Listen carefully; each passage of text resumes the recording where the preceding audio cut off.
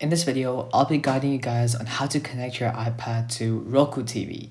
So let's get started.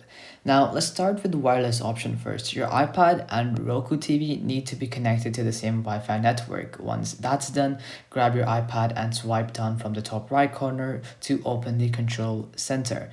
Now tap on screen mirroring, and if your Roku TV supports Airplay, it should appear on the list here. Then tap the Roku TV, and within a moment your iPad screen will show up on the TV. Whatever you do on your iPad, whether it be apps, videos or photos, will now appear on the big screen.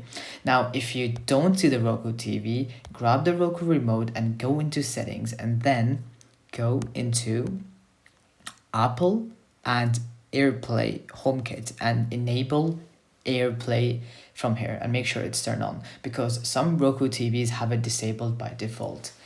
Now, if your Roku TV doesn't support AirPlay, the second option is using an HDMI cable, and for this you will need an HDMI adapter for your iPad.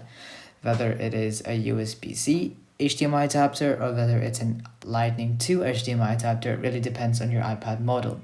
So whatever suits, purchase that one, or if you already have that one, then you'll just need to connect your HDMI adapter to your iPad and then use an HDMI to connect the adapter to the TV, and you should be wirelessly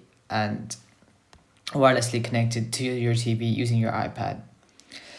Now, lastly, if screen mirroring still isn't working, so the screen mirroring, not HDMI, then double check your Wi-Fi, restart both devices, and make sure the Roku software is up to date. And once it's connected, you're good to go streaming presentations or just showing your iPad on a bigger screen. All of that works.